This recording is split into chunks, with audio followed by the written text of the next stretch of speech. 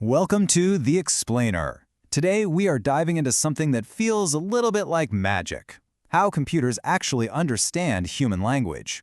This isn't just a small step forward. It's the breakthrough that completely changed the game for artificial intelligence, basically by turning our abstract words into cold, hard, computable math. So look at this. It seems more like a riddle than a math problem, right? How on earth can a machine that only thinks in ones and zeros possibly perform this kind of abstract reasoning? Well, believe it or not, by the end of this, you'll see exactly how a computer can calculate that the answer is, of course, queen. To get there, though, we first have to wrap our heads around a really fundamental translation problem. You see, the core challenge is all about converting the rich, contextual, and let's be honest, often ambiguous world of our language into the rigid, absolute language of numbers. A good way to think about it is like a digital photo. To us, it's a beautiful landscape, right? But to a computer, a photo is just a giant grid of numerical pixel values. We need to figure out how to do the exact same thing, but for words. So where did we even start? Well, the first, most intuitive approach was, a flawed but totally logical first step. Just assign every single word its own unique number. It was a really straightforward idea, but it ran smack into a massive conceptual wall. This method is called one-hot encoding. Okay, so imagine a list of every single word in the English language. We're talking maybe 200,000 of them. With this method, each word gets a vector, which is just a list of numbers, that's 200,000 digits long. The whole thing is zeros, except for a single one at that word's unique spot. So cat might be 1 at position 5,000, and kitten could be 1 way over at position 12,000. It gives every word a unique address, for sure, but it comes with a really crippling flaw. And here's the problem in a nutshell. I mean, to us, cat and kitten are incredibly similar, right? But with one-hot encoding, their numerical representations are completely independent. In mathematical terms, they're called orthogonal, which is just a fancy way of saying they're just as different from each other as cat is from car. So this method captures a word's identity, sure, but it has absolutely zero concept of its meaning. So, yeah, that first attempt wasn't going to work. We needed a much better way. The real breakthrough came when we stopped trying to give words a unique address and instead started mapping the meaning of words into a special kind of mathematical space. So instead of that simple on-off switch in a giant list, each word gets what's called a dense vector. It's a shorter, much richer list of coordinates, usually a few hundred numbers long. And in this high-dimensional meaning space, distance finally equals similarity.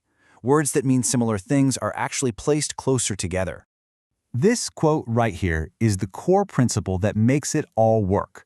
The model learns a word's meaning, not from a dictionary, but by analyzing the other words that consistently show up around it in millions and millions of sentences from a massive text corpus, like, say, all of Wikipedia. And this is where the magic really happens.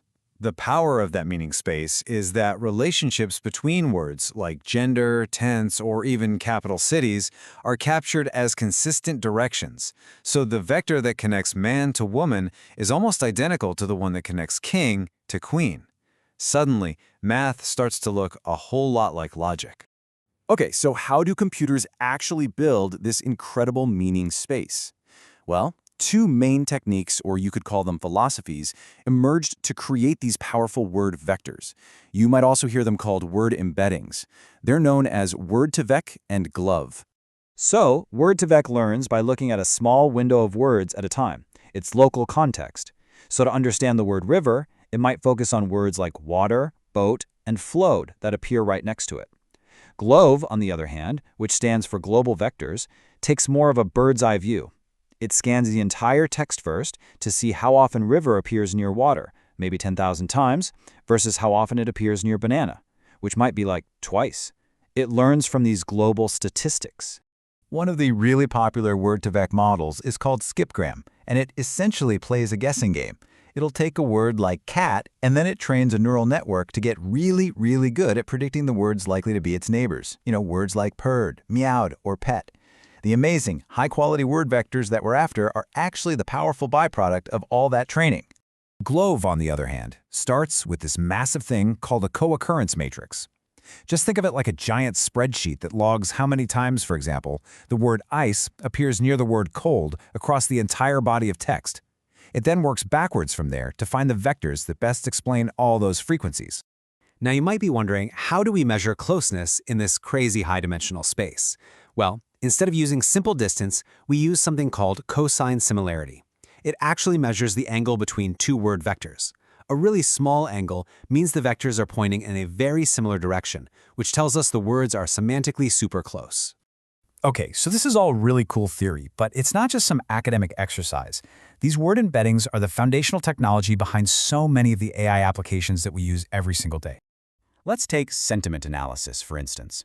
To figure out if a movie review is positive or negative, we can take the vector for every single word in the review and just average them together. This creates one single vector that represents the overall meaning of the entire review, which a model can then easily classify. And you know what? It's incredibly effective. In one analysis, a machine learning model called a random forest classifier, when trained on these averaged word vectors, was able to correctly identify the sentiment of movie reviews 79% of the time on a test set. That's pretty amazing. But it gets even cooler. This very same vector logic powers another application that goes way beyond simple keyword matching. I'm talking about semantic search. So when you type in a query like this, the system doesn't just look for documents with the words car and chase. No, it converts your entire query into a vector. Then it uses that cosine similarity we talked about to find movie reviews whose vectors are closest to your query's vector. It's finding results that match the meaning and the intent of your search. So when you boil it all down, what we've really done is teach computers the relationships between words by turning the complexities of language into the elegant principles of geometry. And that leap from just simple word counting to understanding contextual meaning, that wasn't just an improvement. It was the fundamental unlock that made modern AI, from chatbots to translators, even possible. This transformation from words to vectors is truly at the very heart of the AI revolution we're seeing right now. And it leaves us with a really fascinating question to think about. As this understanding deepens, how will it fundamentally change the way we communicate and even collaborate with machines in the future?